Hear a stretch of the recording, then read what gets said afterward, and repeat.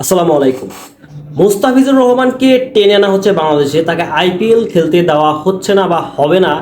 এই যে গুঞ্জনটা উঠেছে, এটা আসলেও কতটুকু সত্যি এবং কেন তাকে সেখান থেকে টেনে আনা হচ্ছে, এর পেছনে কারা রয়েছে এবং সেখানে থাকলে মুস্তাফিজের কি উপকার হচ্ছে আর কি ক্ষতিটা হচ্ছে, এই বিষয় নিয়ে আজকে আমি এই ভিডিওতে আলোচনা করব। প্রথম কথাটা হচ্ছে যে মুস্তাফিজুর রহমান তিনি একজন ভালো মানের একজন বোলার, বাংলাদেশের ধরতে গেলে প্রথম সারির একজন বোলার। সেই দিক থেকে মুস্তাফিজুর রহমানের মতো একজন ক্রিকেটারকে আইপিএল থেকে টেনে আনা হচ্ছে বাংলাদেশ বনাম জিম্বাবু ম্যাচ খেলার জন্য।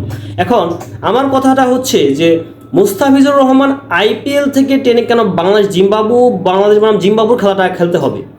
সামনে হচ্ছে বিশ্বকাপ খেলা, টি-20 বিশ্বকাপ। এখন সেই টি-20 বিশ্বকাপের দিকে আমাদের নজর দেওয়াটা সবচেয়ে বেশি জরুরি।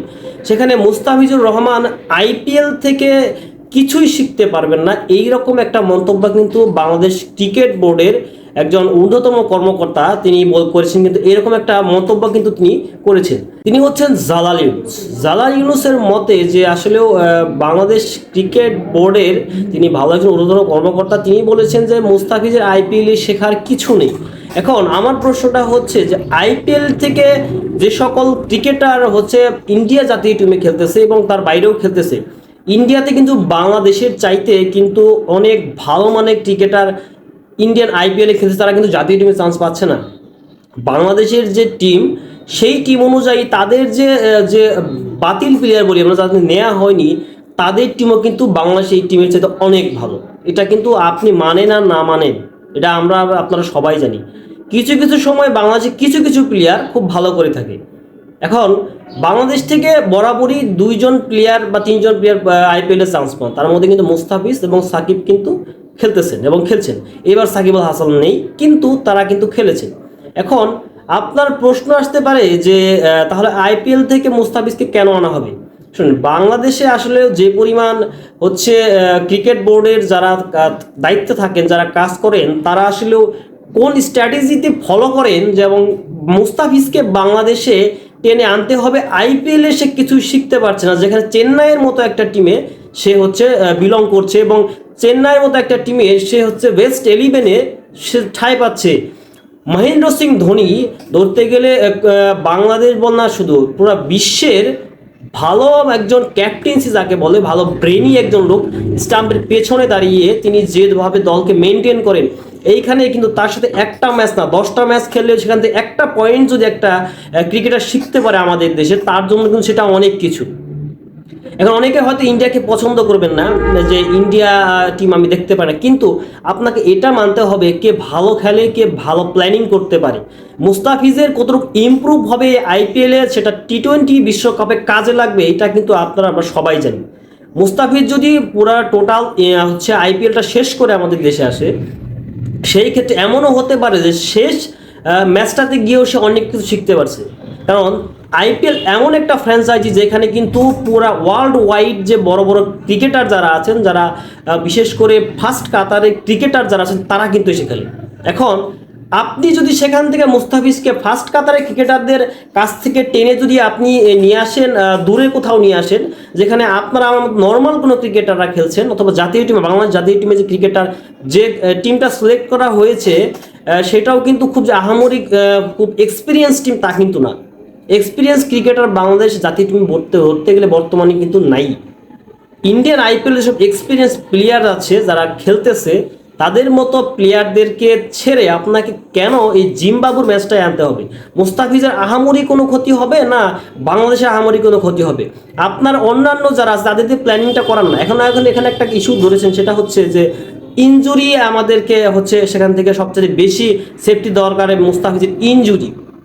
দেখুন, ইনজুরি আপনি জিম্বাবুর সাথে খেলেও হতে পারে, ইনজুরি আপনাকে প্র্যাকটিসেও হতে পারে, কিন্তু সে যেটা শিখবে সেখান থেকে, আইপিএল থেকে যেটা পাওয়া যাবে, সেইটা কিন্তু আপনি জিম্বাবু বনাম বাংলাদেশের যে ম্যাচটা, সেইখানে আপনি পাবেন না।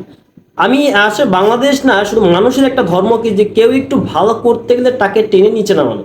ভবিষ্যতে যদি এই মুস্তাফিজি হয়তো বাংলাদেশের ক্যাপ্টেন্সি হবে, বাংলাদেশকে টিমে ক্যাপ্টেন্সি করবে হয়তো, কিন্তু সেখানে সে এখন বলতে পারবেন যে তাহলে ক্যাপ্টেন্সির জন্য সে কি শিখছে? আইপিএল থেকে ধোনির মতো একটা ধোনি যে টিমে আছে সেই টিমে থেকে, চেন্নাইয়ের মতো একটা টিমে থেকে সে ক্যাপ্টেন্সি না, দলের ভাবমূর্তি, কখন কি করতে হবে, বিপর্যয় মুহূর্তে কি করতে হয়, একটা দলকে কিভাবে আস্তে আস্তে আস্তে আস্তে ডেভেলপ করতে হয়, এই বিষয়গুলো কিন্তু ওই আমার মতে অন্যান্য টিমের চাইতে চেন্নাই থাকলে সবচেয়ে বেশি শিখতে পারবে হচ্ছে যে কোনো ক্রিকেটার। আমি চেন্নাই নিয়ে একটা একটা ভিডিও দেখেছি, একটা সাক্ষাৎকার দেখেছি। সেখানে একটা ইন্ডিয়ার একটা ক্রিকেটার বলেছেন যে চেন্নাই টিমে কাউকে কোনো কিছু জোর করা হয় না। সেখানে বলা হয়েছে যে চেন্নাই টিমের কাউকেই কোনো ধরনের প্রেশার ক্রিয়েট করা হয় না। আপনি খারাপ খেলেন, ভালো খেলেন, প্র্যাকটিসে আসেন না আসেন, ঘুম পারেন, রেস্ট নেন, কোনো সমস্যা নেই। কিন্তু বলা হয় যে আপনি একজন প্রফেশনাল ক্রিকেটার, সেই দিক থেকে আপনাকে কি করতে হবে সেটা আপনি খুব ভালো করেই জানেন। দেখেন, এইখানে তাকে মেন্টালি প্রিপেয়ার করে নেওয়া যে আপনি একজন প্রফেশনাল ক্রিকেটার, সেক্ষেত্রে আপনাকে কি করতে হবে সেটা আপনার মাথায় রাখতে হবে।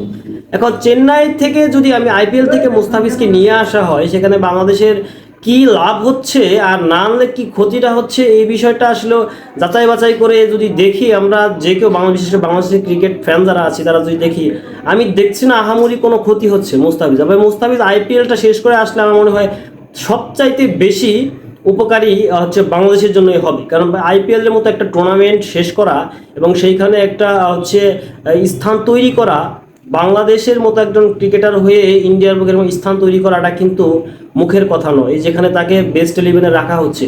সেক্ষেত্রে মুস্তাফিজকে দেশে আনাটার পিছনে এখন কি ধরনের হাত রয়েছে, কেন আনা হচ্ছে, এরকম যেসব কথা বলে এইসবে কোনো যুক্তি আমি মিলাইতে পারি না। এখন আসলে তারা কিভাবে যুক্তিটা মিলে কি করে, এরাই সবচেয়ে ভালো বলতে পারবে। এখন বাংলাদেশে মুস্তাফিজের যেরকম ডিমান্ড আছে, আইপিএলও সেম তার চেয়ে বেশি ডিমান্ড দেখা যাচ্ছে বর্তমান সময়ে। ছেলেটা খেলতে থাকুক, ভালো খেলুক, এমনকি সেখান থেকে কিছুটা হলেও ভালো কিছু একটা অভিজ্ঞতা নিয়ে দেশে ফিরুক। আপনার মন পড়ে আছে ইন্ডিয়াতে, আপনি একটা বাংলাদেশে নিয়ে আসলাম, তাহলে তো হলো না। আইপিএলের মতো একটা ফ্র্যাঞ্চাইজিতে অংশগ্রহণ করা মানে মুখের কথা না, সেটা অনেক বড়। বাংলাদেশের অনেক ক্রিকেটারকে তো এনওসি না দিয়ে তাকে খেলার কোনো সুযোগই করে দেওয়া হয় না, এরকম একটা ঝামেলা ভাগানো হয়েছে। আমি বুঝি না যে এরকম একটা টুর্নামেন্টে কেন বাংলাদেশের ক্রিকেটারদেরকে সুযোগ দেওয়া হয়নি, এবং দিলেও কেন তাদেরকে টেনে হিসেবে নিয়ে আসা হয়। এটা আসলে বাংলাদেশ ক্রিকেট বোর্ড, বিসিবি কিভাবে কি চিন্তা ভাবনা করে কি করে, এটা ভালো বলতে পারবে। যাই হোক, তাদের সঙ্গে আমার মন্তব্য আপনাদেরকে সামনে প্রকাশ করো। আপনার মন্তব্যটা অবশ্যই কমেন্টস বক্সে জানাবেন। ধন্যবাদ সবাইকে, আসসালামু আলাইকুম।